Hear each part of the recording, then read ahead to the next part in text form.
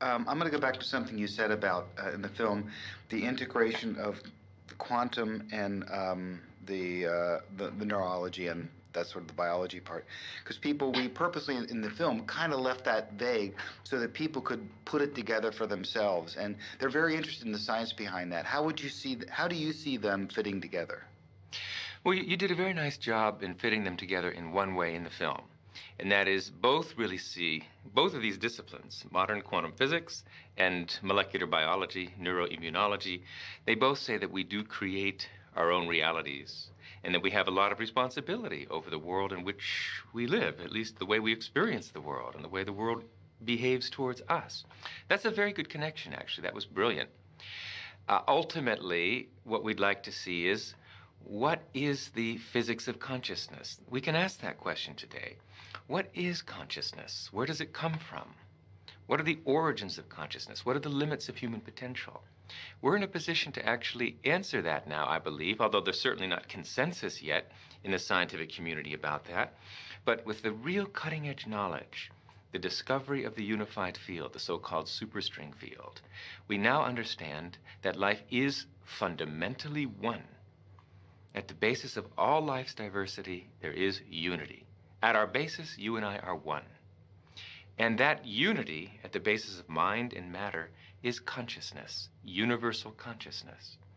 So with that deep understanding that consciousness isn't created by the brain, it's not purely an outcome of molecular chemical processes in the brain, but is fundamental in nature. It's the very core of nature. We call it the unified field. Now that we have that foundational understanding of what consciousness is, we can solve the mind-body problem. We can see how consciousness percolates up through our physiology to become the consciousness that we experience and see and sensory perception and all of that. So there is a foundation now to really link rigorously neuroscience with quantum physics. That might be really a next step in the development of the movie. You've asked the questions in the first movie. Now we're just on the verge of being able to answer those questions. So you mentioned the unified field. For people who never, a lot of people are going, well, that sounds nice. It's unified. Everything's one. Could you dive a little more technically into what the unified field is? Progress in our understanding of the universe through physics over the past quarter century has been exploring deeper levels of natural law, from the macroscopic to the microscopic, from the molecular to the atomic to the nuclear to subnuclear levels of nature's functioning, so-called electroweak unified scale, grand unified scale, super unified scale. And what we've discovered at the core basis of the universe, the foundation of the universe, is a single universal field of intelligence, a field which unites gravity with electromagnetism, light, with radioactivity, with the nuclear force, so that all the forces of nature and all the so-called particles of nature, quarks, leptons, protons, neutrons, are now understood to be one. They're all just different ripples on a single ocean of existence. That's called the unified field or superstring field, and it's a mathematical tour de force. But we have realized Einstein's dream. He dedicated half of his life to discovering this unified field, and now in the context of the superstring, that has been achieved. So unified field theories based on the superstring identify a single universal field of intelligence, an ocean of existence, at the basis of everything, mind and matter. And all the so-called particles of the universe, the forces in our universe, everything in the universe are just ripples on that ocean of existence. That's the unified field. And that field is a non-material field. It is ultimately the field of consciousness. And all our separate consciousness, wherever there's consciousness, is merely consciousness by virtue of the fact that my consciousness, your consciousness, are ultimately that. Everything in the universe is really nothing but that. Planets, trees, people, animals, we're all just waves of vibration of this underlying unified superstring field. We are really united at our core. And ultimately the understanding that's emerging will be that there is only one consciousness in this room. And it is you. And it is me. And it is each and every one of us. We individualize our consciousness through the filter of our nervous system. But the consciousness itself, our very inner subjectivity, the self in the big sense, that is universal. And knowing that, knowing it through experience, is called enlightenment, and has been called enlightenment through the ages. It sounds like you're going down through the physical realms, leptons, smaller, and you're saying at the base, it's not solid, it's intelligence. Why do you use the word intelligence? That is a very brilliant question.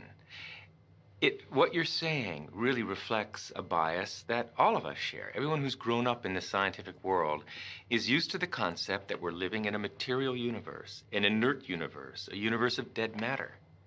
And because of that, it's difficult instinctively to grasp that we're not really living in a dead universe, that the universe is overwhelmingly conscious at its basis.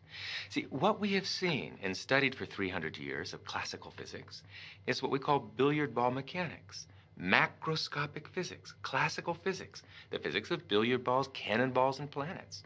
But quantum mechanics, even at the molecular level, let alone atomic, nuclear, subnuclear, in the realm of quantum mechanics, the idea of particle is replaced by the idea of wave function. And what is a wave function? Technically, it's a vector in a linear space. But what's a vector in a linear space? What's it made of? What's the substance of nature? Well, a wave function, a vector in a linear space, is made of the same stuff thoughts are made of. We're really living in a thought universe, a conceptual universe. Quantum mechanics is just the play and display of potentiality. So the point I'm making is the deeper you go in the structure of natural law, the less material, the less inert, the less dead the universe is, the more alive, the more conscious the universe becomes. Then when you get to the foundation of the universe, the unified field or superstring field, it's simply a field of pure being, pure intelligence. Intelligence because it's the fountainhead of all the laws of nature, all the fundamental forces, all the fundamental particles, all the laws governing life at every level of the universe have their unified source in the unified field. That makes the unified field the most concentrated field of intelligence in nature. Non-material, dynamic, self-aware intelligence. Those are the properties of the unified field. Could you also use the term, because I've read this someplace, some people are saying at the bottom, it's also information. Is that kind of similar, or is that another way to describe the same thing? It's very similar. I'd say the quantum world, quantum mechanics, is really the play and display of information, the play and display of potentiality, waves of information, waves of potential electron. And it's important, the word potential. This isn't the world of electrons, it's the world of potential electrons. But when you have to ask the question, waves of what, really? What is the field that is waving? Is it the ocean? No, it's a universal ocean, an ocean of pure potentiality, an ocean of abstract potential existence. We call it the unified field, or superstring field. And that's what we're made of. So, as you said, the tighter physics have tried to grasp onto physical reality, to understand what it's really made of. What are the core building blocks of life? At the basis of it all, life, the universe, slips through your fingers.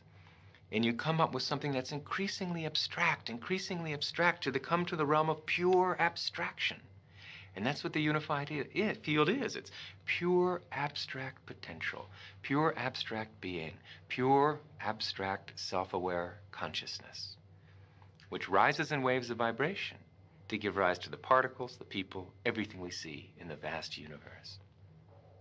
That was great. I got awesome. Goosebumps on that one.